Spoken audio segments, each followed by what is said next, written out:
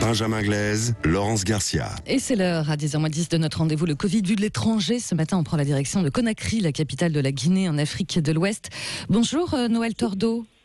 Bonjour. Merci d'être avec nous en direct ce matin. Vous êtes directeur de l'Institut Pasteur de Conakry et président de la Société française de virologie.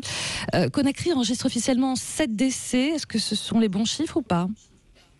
Non, le nombre a augmenté. On en est à 23 actuellement, ce qui n'est quand même pas beaucoup. C'est ça. Le problème était qu'au départ, c'était essentiellement des décès qui étaient calculés dans les hôpitaux, alors qu'il y a aussi des gens qui meurent en dehors des hôpitaux. Et donc ça a été, on va dire, relevé à 23.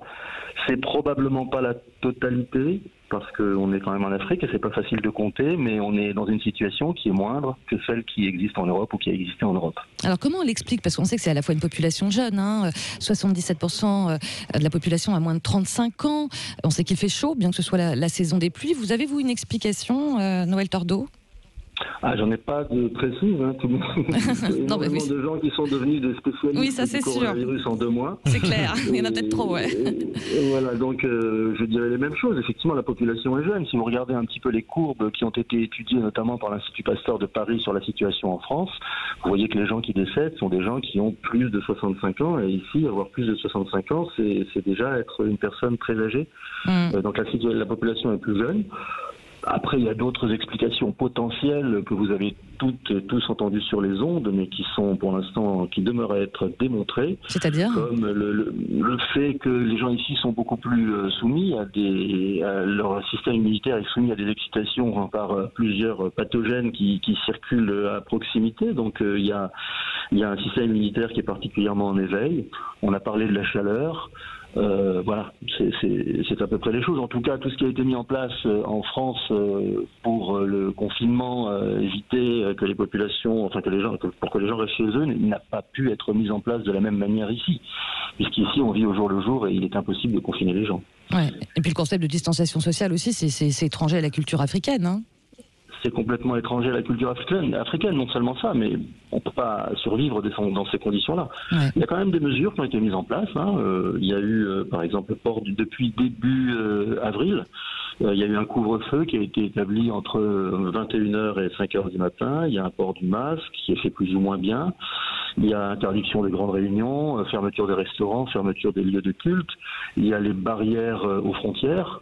Donc des choses ont été mises en place qui probablement ont eu une certaine efficacité comme elles ont eu de l'efficacité en France, mais c'est pas exactement le même type de confinement dont on peut parler. Mais justement, Benjamin Glaise, vous vouliez intervenir à ce sujet, Oui, alors moi j'ai 2 questions. La première question, c'est on parle aussi beaucoup de la saisonnalité du virus ou non. Alors est-ce que ça peut jouer justement avec les températures plus élevées ou pas? Et puis j'avais un autre, alors on va peut-être se fâcher Noël Tordo, mais un autre sujet, on est obligé d'en parler. Vous le savez, en France, on est empêtré dans le débat de la chloroquine. C'est assez chaud, assez bouillant. Est-ce que vous comprenez que ça enflamme autant? Donc pour la saisonnalité, dans un premier temps, eh bien, on est habitué à avoir la saisonnalité de la grippe en Europe. On le connaît tous ça. On peut avoir la grippe maintenant, on peut avoir la grippe en plein été, mais en général, on en a plus en hiver. C'est peut-être la même situation. Ici, on est en plus dans un pays où il fait encore plus chaud et il y a une deuxième particularité qui est on vient de rentrer dans la saison des pluies. On est extrêmement humide ici. Ouais. On doit être à plus de 90% d'humidité. Est-ce que ça joue, est-ce que ça joue pas? J'en sais rien. En tout cas, ce sera des études à faire. Concernant la chloroquine et tous les autres, parce qu'on parle beaucoup de la chloroquine, parce qu'il y a eu un gros coup médiatique, mais il y a eu beaucoup d'autres antiviraux qui sont sortis. Vous avez suivi l'actualité américaine, etc. C'est des choses qui fonctionnent un peu, parce qu'on sait très bien que la chloroquine, en fait, bloque une étape importante de beaucoup de virus qui rentrent dans les cellules. Donc, il y a un petit effet, pourquoi pas. Ici, en Guinée, les gens, donc en gros, les gens qui sont... Ici, on teste les gens qui sont soit asymptomatiques, soit qui sont au contact de gens qui ont été démontrés Covid+. Et donc, ça se passe par exemple, dans 2 hôpitaux. Un hôpital qui est géré par Alima, qui est une ONG, un autre qui est géré par MSF. Et dans l'hôpital d'Alima que je connais bien, on donne de la chloroquine depuis le début. Les gens d'Anima disent que ça a un minimum d'effet, au moins pour les gens qui ne sont pas tellement engagés dans une situation difficile. Évidemment, les gens qui sont engagés dans une situation difficile ici en Guinée, vous pouvez voir que les soins intensifs ne sont pas les mêmes. On ne peut pas intuber les gens. Il y a quelques respirateurs, mais on ne peut pas intuber les gens. Donc ici, comme en Europe, hein, on a les gens qui sont pros et les gens qui sont contre. Il y a probablement un petit effet. Le problème, c'est que la science, là, vous allez m'attendre là-dessus, la science fait du médiatique avant de produire des résultats dans ce domaine particulier. Donc voilà.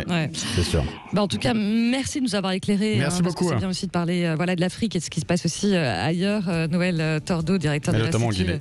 Exactement, pasteur de Conakry. Merci beaucoup.